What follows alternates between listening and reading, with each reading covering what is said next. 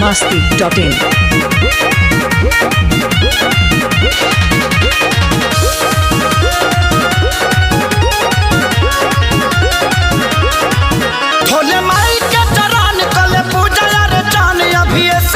शादी जाना बाटू है भोले माई के चरण कले पूजा रचन अभी ये सब शादी जाना बाटू है नोह काटू नौआ नोह काटू अंगूरी जानी काटू नोह काटू नौआ नोह काटू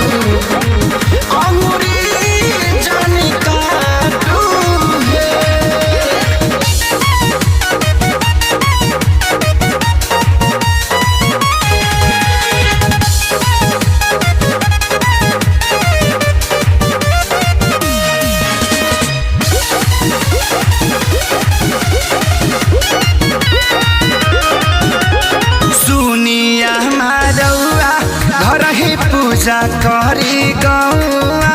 तले के गंगा जल धोती आम के पोलौआ एगो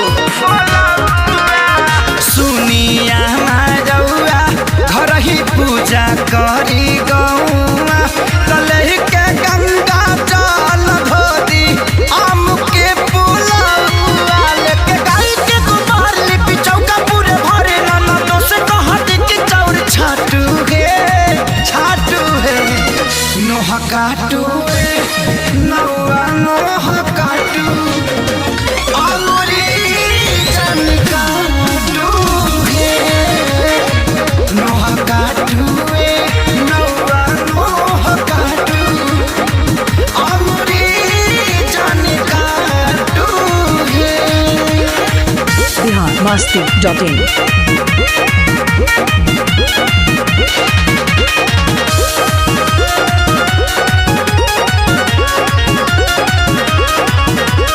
सेवा में ना कमी होके मैया अइली घरवा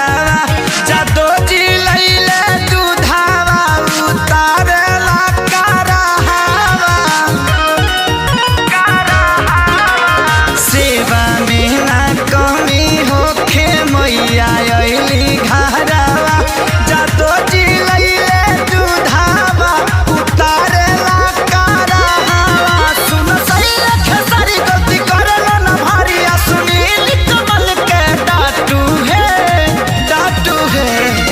नोह काटू नौआ नोह काटू अंगूरी जानी काटू नोह काटू नौआ नोह काटू